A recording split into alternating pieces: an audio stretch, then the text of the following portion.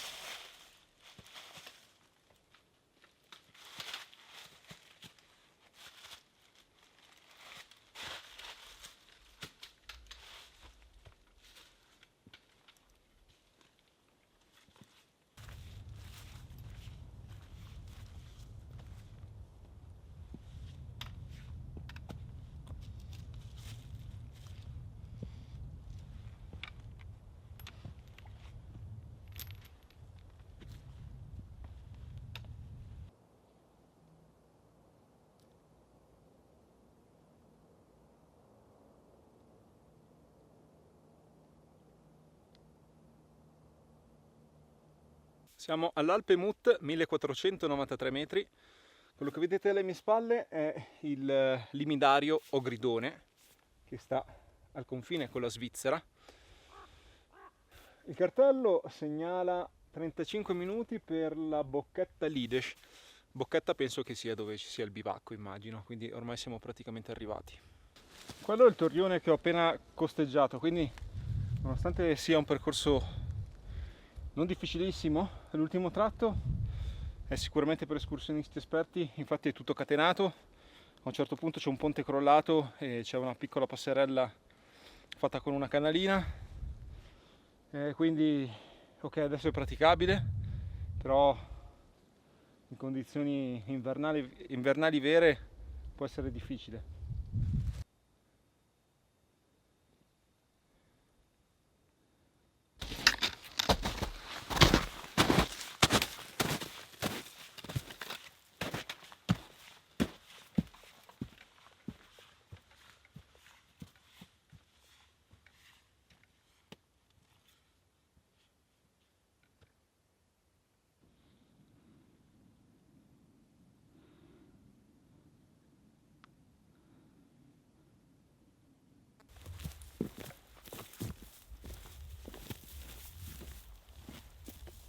Bivacco Lidesh, guardate che meraviglia.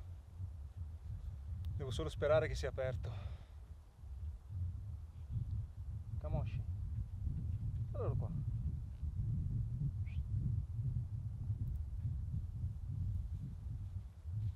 Un bel camoscino.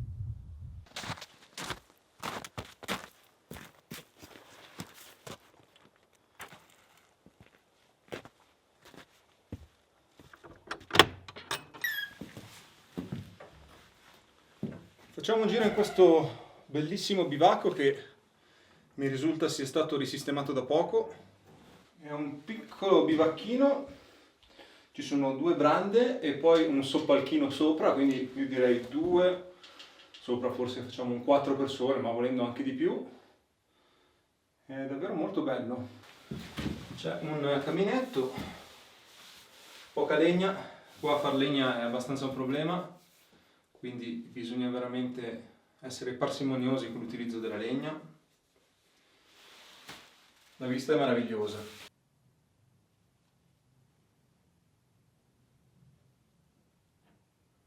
Adesso andrò a recuperare un pochino di ramaglia qua in giro, così almeno rimpinziamo un pochino la scorta di legna.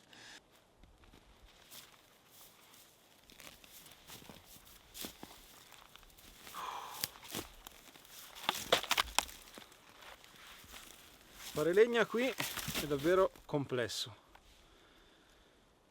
Sono riuscito a recuperare questo pezzo di betulla che è decisamente molto marcia, però la userò prima di andare a letto. Non si trova quasi nulla di morto in giro, le piante hanno una resistenza incredibile perché vengono piegate, spezzate, ma continuano a sopravvivere. Riescono a far scorrere la linfa anche in quei pochi punti di connessione, anche quando la pianta è spaccata, è incredibile. Perché questa è una zona, ovviamente è molto ripido e quindi qua scarica tantissimo durante le grosse nevicate, quindi le piante molte sono piegate.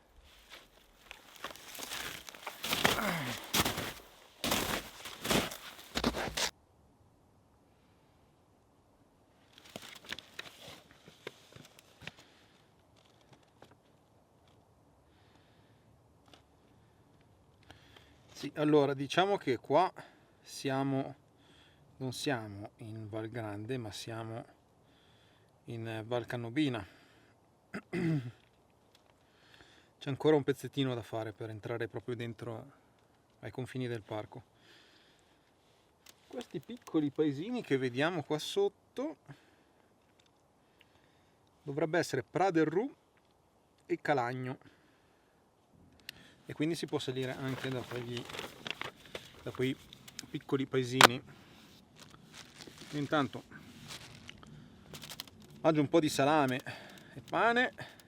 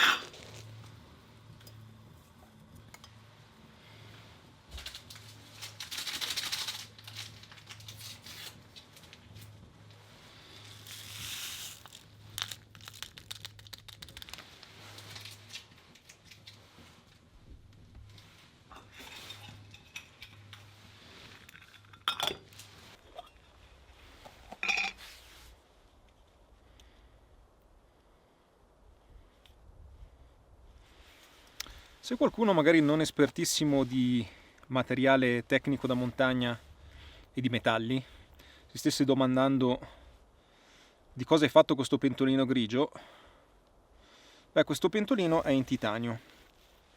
Io ormai ho sostituito tutta la mia attrezzatura in alluminio col titanio. Il titanio ha innumerevoli vantaggi e anche qualche svantaggio, se vogliamo essere onesti. Comunque, secondo me, per gite di più giorni in montagna, e quindi se dobbiamo portare dietro del pentolame e degli oggetti con cui dobbiamo cucinare, è fondamentale risparmiare peso. Il titanio è il metallo più leggero in assoluto.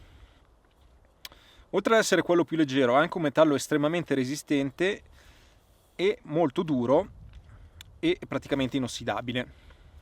Quindi a differenza dell'alluminio, che magari rischiamo di grattare la superficie dei pentolini ingerendo magari dell'alluminio nel caso non fosse anodizzato, in questo caso non si presenta questo problema.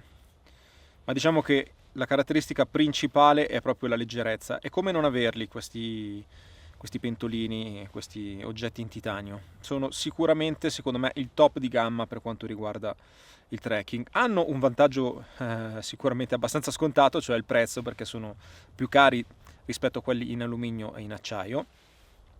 E poi l'altro svantaggio è che non è un metallo perfetto per cucinare, perché prende calore rapidamente e lo perde altrettanto rapidamente. Quindi, come sappiamo, il materiale migliore per cucinare è la ghisa, che si scalda lentamente e disperde molto lentamente il calore, però ovviamente non possiamo portarci dei pentolini in ghisa mentre andiamo a fare dei trekking, perché ogni grammo è importante, soprattutto nel mio caso che ho dietro anche attrezzatura fotografica, il mio zaino è sempre molto pesante. O meglio, sarebbe molto pesante se non badassi a questi dettagli. Siccome una domanda molto ricorrente è quanto pesa il tuo zaino quando vado a fare le varie gite, dipende ovviamente. Oggi è molto più leggero perché non ho tenda, non ho oggetti particolarmente pesanti e ingombranti, ho solo un sacco a pelo, un piccolo materassino ad aria e questi pentolini leggeri. Però diciamo che se è leggero penso che stia intorno, io direi 15-16 kg. Se invece diventa uno zaino già più pesantuccio, sono 18, sì, io direi 18 kg più o meno, poi non sto lì a pesare.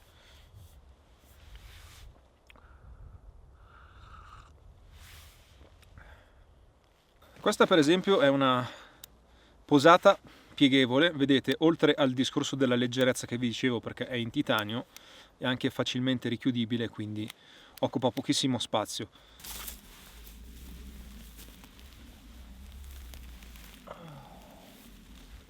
Di là si entra in Val Grande attraverso il Passo delle Crocette e ci si ritrova sul Sentiero Bove.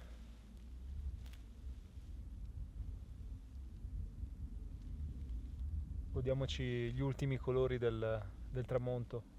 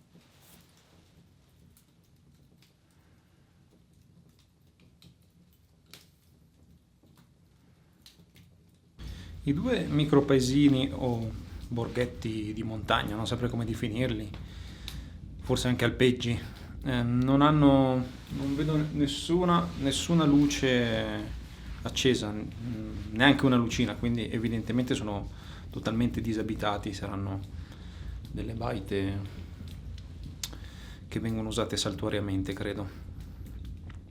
Una buona notizia è che ho scoperto che in realtà non c'è solo questo mucchietto di legna qua, ma c'è una legnaia e quindi potrò stare un pochino più al caldo perché c'è comunque un buon quantitativo di legna. Ovviamente non la sprecherò perché ho già fatto un po' di roba mia, userò principalmente quella, però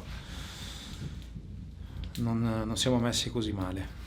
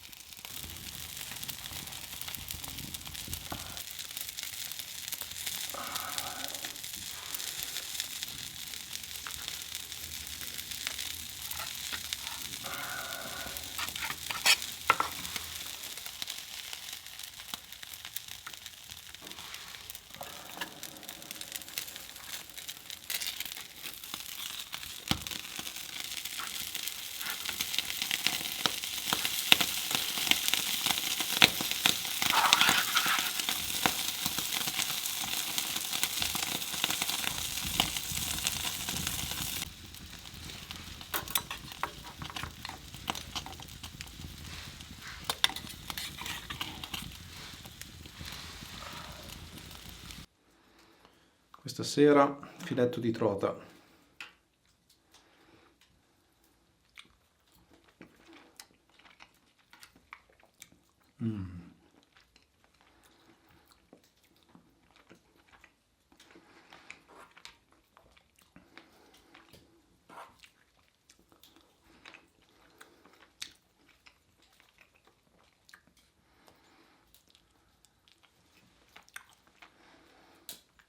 Fantastica. Facciamo anche un paio di peperoni, giusto per dormire leggeri.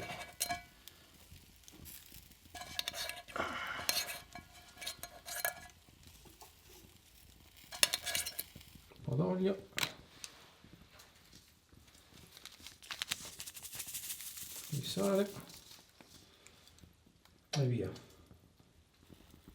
Ma sì, anche un pochino di scamorza, anzi di provola, già che oggi siamo passati dall'alpeggio di provola, ci mangiamo una provola.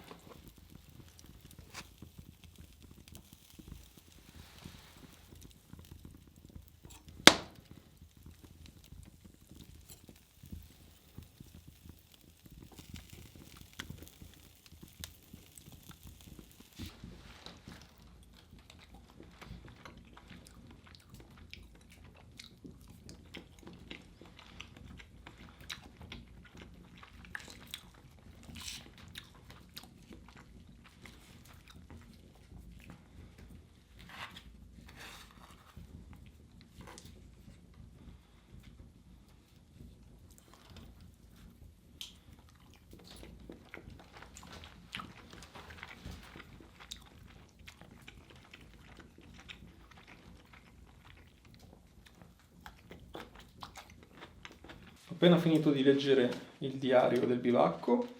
Beh, c'è qualche racconto di qualche cuore infranto e c'è anche un simpatico episodio di problem solving. 4 settembre 2021, 12:15, salita in solitaria da Provola verso Cima Crocette, devo defecare e mi manca la carta da culo. Un saluto a tutti. Alle 12:30 scrive: il sacco del pane funziona, ma è abbastanza ruvido.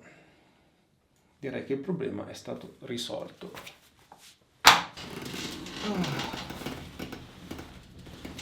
Buonanotte, a domani.